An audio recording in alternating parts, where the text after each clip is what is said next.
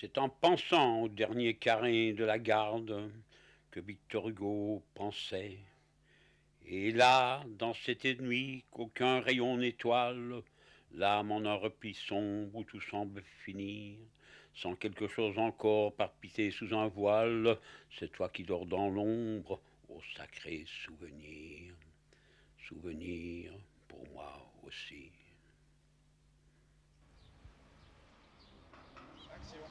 Et voici la petite cloche, celle qui annonce le début du film de la bataille. Et pour moi, je la considère comme la cloche de Schiller, qui est la Concorde. Ma vie est un poème, hein, dit. C'est un poème. Quel roman que ma vie, disait Napoléon. Eh bien, quel roman que la mienne. Je peux dire ça. Hein. Napoléon a dit quel roman que ma vie. Mais moi, je peux en dire autant quel roman que la mienne. Si je devais faire un livre, je serais obligé d'intituler « Je n'ai pas besoin de mentir pour ne pas être cru ».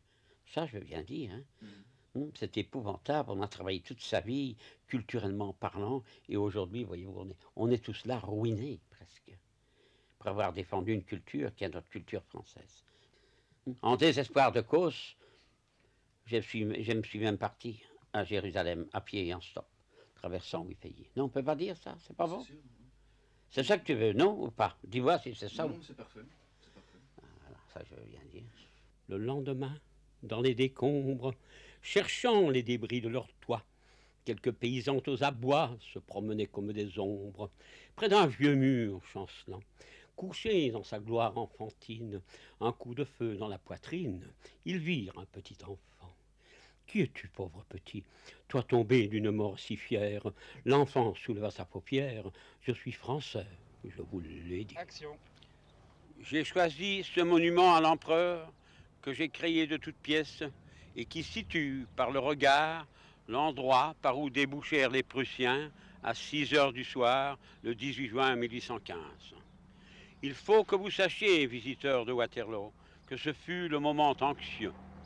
Suivez donc mes conseils pour la visite de nos lieux sacrés et vous serez enchantés de votre journée et agréablement surpris. Suivez le guide, voulez-vous?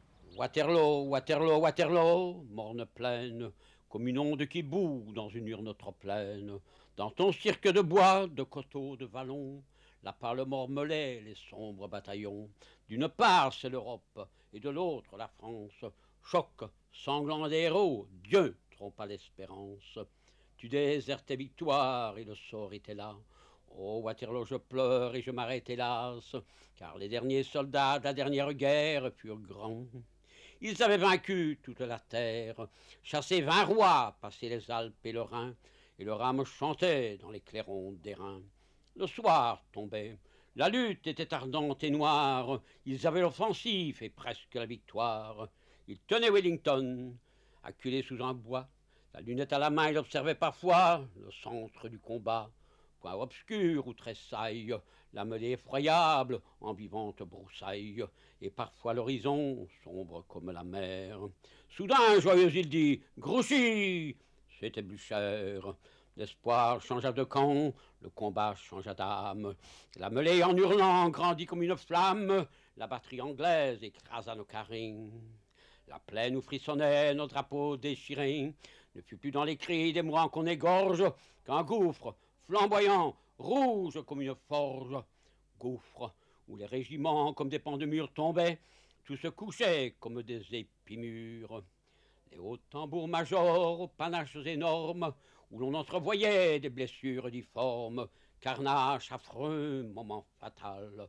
L'homme inquiet sentit que la bataille entre ses mains pliait. Derrière un mamelon, la garde était massée. La garde, espoir suprême ou suprême pensée.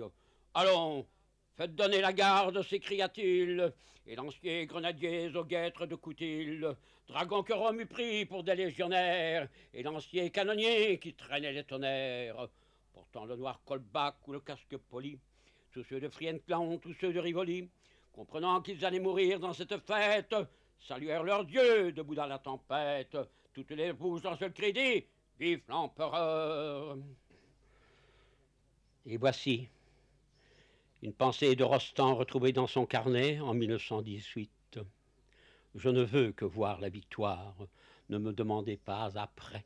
Après, je veux bien la nuit noire et le sommeil sous les cyprès. Je n'ai plus de joies à poursuivre et je n'ai plus rien à souffrir. Vaincu, je ne pourrai pas vivre et vainqueur, on pourra mourir. Et lorsqu'enfin la paix recourbera son arche, il faudra s'arranger pour qu'on ne puisse plus oublier qu'on ne vit que parce que l'on marche sur des ensevelis et sur des disparus. Lorsque je me balade, je dirais sur cette plaine, hein, où papa a passé, je dirais des milliers de fois, puisqu'il était déjà, lui, l'ermite du champ de bataille, eh bien, je dois dire que je revis 1815, hein, tout à fait, parce que je sais qu'à tel endroit, tel a été tué, parce que là-bas, il y a eu telle affaire, hein, qu'il soit de n'importe quelle nationalité, n'est-ce pas, je revis ça, je ne pense pas même que je suis en 1983. Pour moi, c'est la bataille. Quand je suis près du nez ou près d'un mur à Hougoumont, des arbres, c'est quand il y a du vent ou n'importe quoi, ben il me semble que ça parle. Je ne sais pas vous dire autre chose, moi, qu'est-ce que vous voulez. Ça vit, ça vit, ça vit. Ici, messieurs, dames, le musée de l'Empereur, la plus belle documentation du monde. Croyez-moi, il y a eu des recherches formidables pour faire ce musée. C'est surtout pour les chercheurs. Oui, je retomberai sur Napoléon, hein. Si Napoléon avait eu gagné, c'est ça qu'il fallait, c'est Napoléon qui aurait dû gagner. Hein. Si Napoléon avait gagné, nous aurions épargné 3 guerres, hein, mon vieux. La 1870, il n'y aurait pas eu de guerre. L'Europe ne serait pas saignée comme elle l'est. N'aurions pas su. Si Napoléon avait marié la sœur du tsar, laisse-moi m'asseoir, je suis mal foutu, je suis couché. Si Napoléon avait marié Catherine, la sœur du tsar, tu es déjà occupé à enregistrer, non? Oui. Ah. Si Napoléon avait marié la sœur du tsar, mais nous aurions épargné 3 guerres. C'est pas difficile. Nous n'aurions pas eu la 70, qui a saigné l'Europe. Nous n'aurions pas eu la 1914, cette tuerie de Verdun. Cadavre de Verdun, soldats de l'autre guerre, aux héros inconnus qui dormaient sous la terre, dont chaque pouce est teint de votre sang sacré, à l'endroit où jadis le combat s'est livré. Ô morts, réveillez-vous, la patrie vous appelle. Venez et apprenez cette triste nouvelle. Comment vous l'annoncez? Il faut tenter, voilà, amis, ils sont passés, car vous n'étiez plus là. C'est épouvantable, mais oui, ils sont passés. Parce que déjà alors, on recommençait la guerre comme si c'était à la fin de la 14-18. Il n'y en avait qu'un qui avait vu clair, c'était le général de Gaulle. Hein. Et on a recommencé la guerre. À côté, messieurs, dames, le musée de personnages en cire. La première scène a coûté des millions de francs. Vous verrez les officiers, les généraux en uniforme et tout ce qui s'ensuit. Le petit mendiant. C'était un pauvre petit être que nul en ce monde n'aimait. Et lui-même, hélas, ignorait en quel lieu Dieu l'avait fait naître. Il mendiait partout son pain. Et les enfants dans les villages le poursuivaient de leurs outrages en le voyant tendre la main. Mais le petit leur faisant face, « Quel est donc celui qui me chasse ?» disait-il d'un ton hardi. « La grande route est à qui passe, et sur ce sol, moi j'ai ma place, car je suis français, Dieu merci. »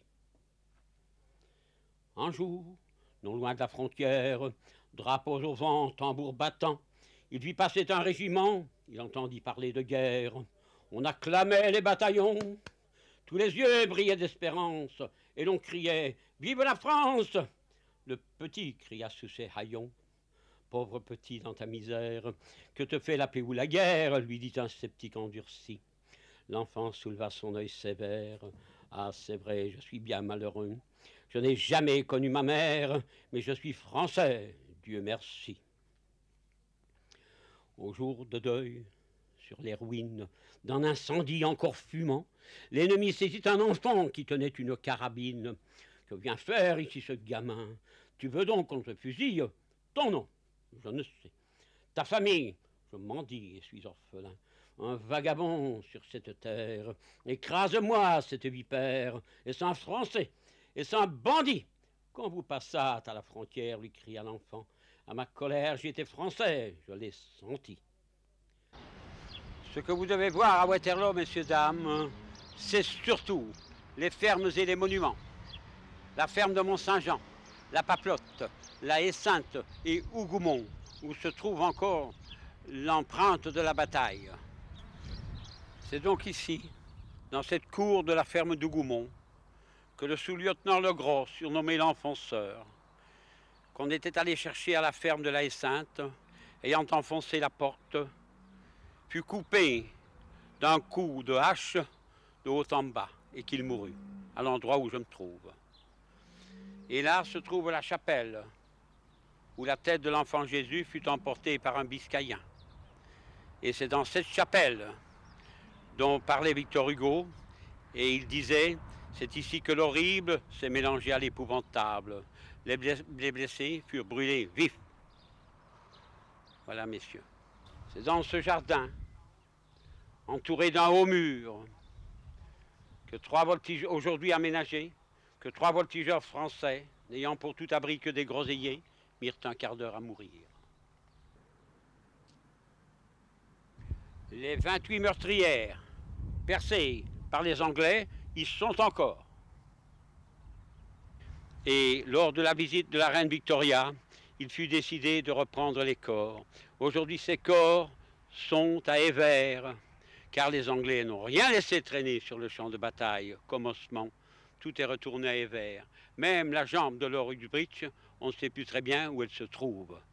C'est dans ce verger que dorment 6000 soldats français sous l'herbe grasse, que s'élève ce monument, et qui dit aux soldats français morts à Hougoumont le 18 juin 1815.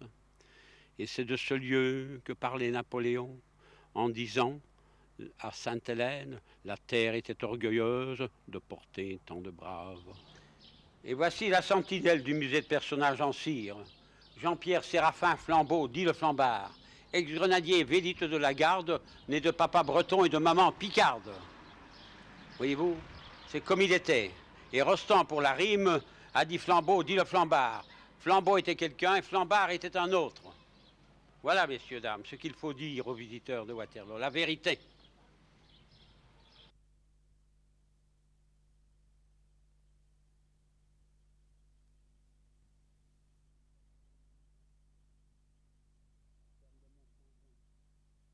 La ferme de Mont-Saint-Jean, qui servit d'ambulance aux troupes anglaises.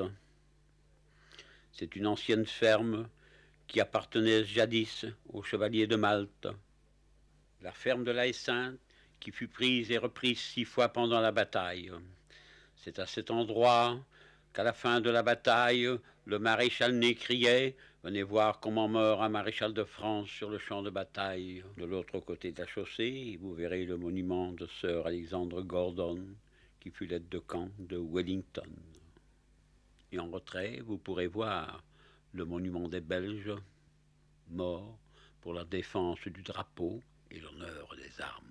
C'est devant cette petite chapelle que presque toute l'armée française a passé, mais à l'époque, elle ne se situait pas à l'endroit où elle se trouve aujourd'hui.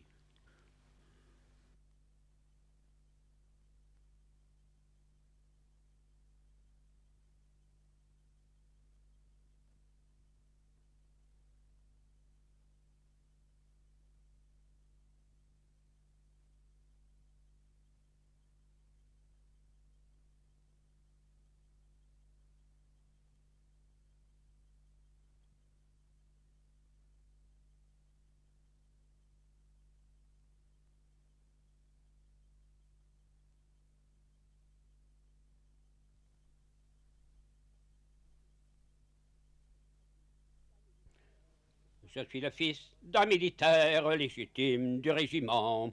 Ma mère est cantinière, mon père est lieutenant. Et moi, tambour battant, je m'en vais courageusement. Rataplan, rataplan, rataplan, tambour battant, je suis le tambour du régiment. Rataplan, rataplan, rataplan, tambour battant, je suis le tambour du régiment.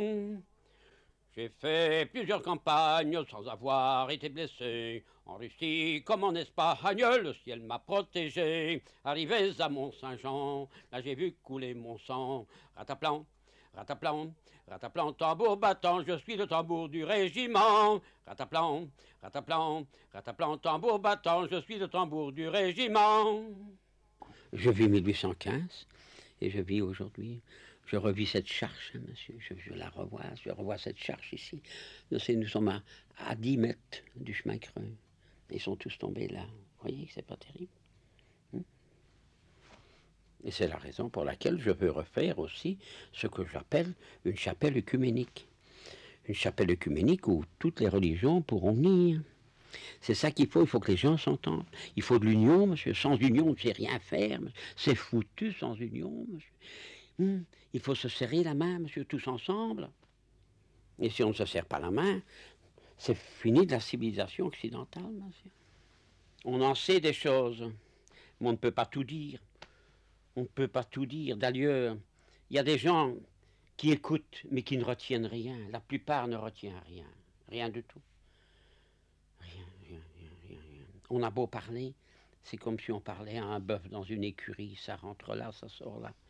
Communiste, vous voyez, communiste. Moi, je ne suis pas communiste, moi, monsieur. Je ne suis pas communiste, moi. Mais je suis social. Victor Hugo, c'était un social, monsieur. Victor Hugo avait dit, concernant les Allemands, nous les battrons et nous leur serrons la main. C'est ce qu'on a fait.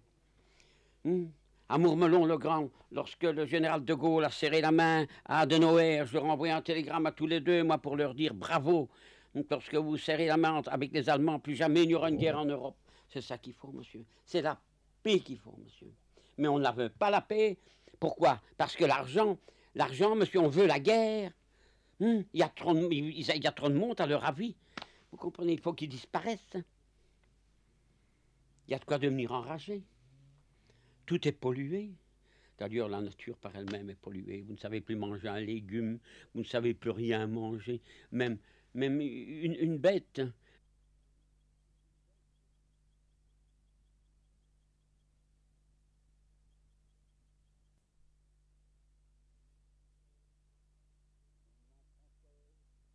Le monument français, pour les Wallons, est un symbole.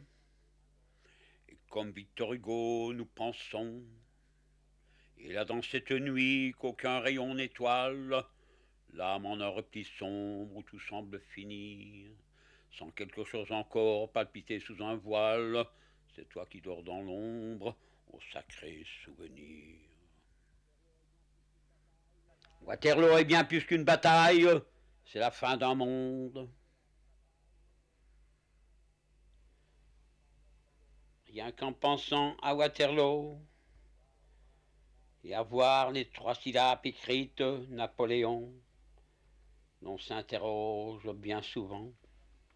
Ai-je assez fortement agi, assez nettement voulu? Sais-je bien ce que je pense, ce qu'autrui vaut, ce que me demande mon pays?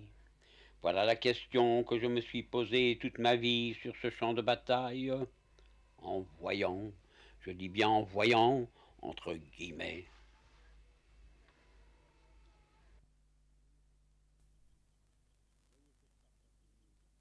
Voyez ces 3 châtaigniers là-bas, tenez. Eh bien déjà, à la bataille, le sommet, les branches étaient crevées, car la sève n'arrivait plus. Hougoumont, pour moi, c'est un peu toute ma jeunesse, car nous venions ici tout gamin, on avait 5 ou 6 ans. Aujourd'hui que j'en ai 75, vous pensez, il y a un monde d'écart. Et je reviens tellement encore souvent, car c'est ici que Victor Hugo a dit Hougoumont, le premier nœud sous les coups de hache. Ces 3 arbres, je dirais légendaires, où la base, les arbres ont 7 à 8 mètres de circonférence. C'est toute une ancienne vie. Et nous, gamins, que n'avons-nous pas fait sous ces arbres? Comme diablerie. C'est un peu de notre vie à nous qui s'en va en les voyant crever aujourd'hui. Il y en a 2 qui sont morts. Le troisième, dans quelques années, ne sera plus là. Il est vrai que moi, je n'y serai plus non plus. Mais à Hougoumont, ici, voyez-vous, les Anglais venaient dans le temps.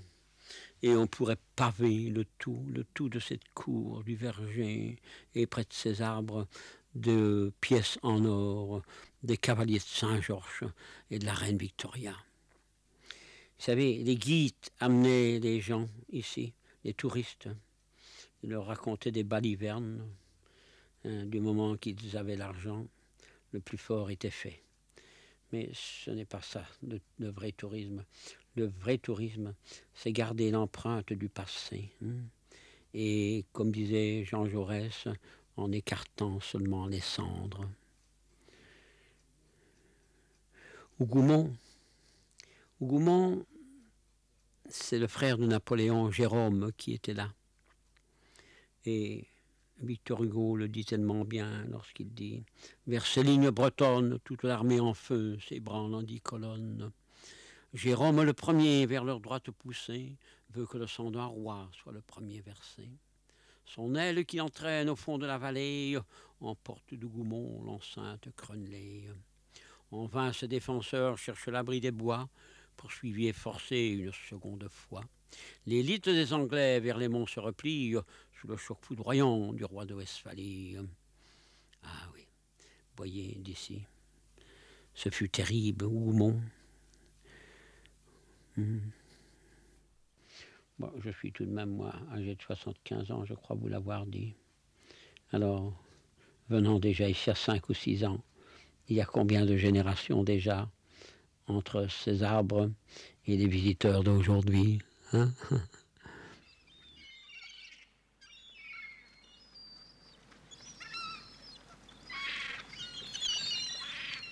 Moi aussi, j'ai certains petits messages qui se font par la nature, mais les gens ne voient pas ça. Hein.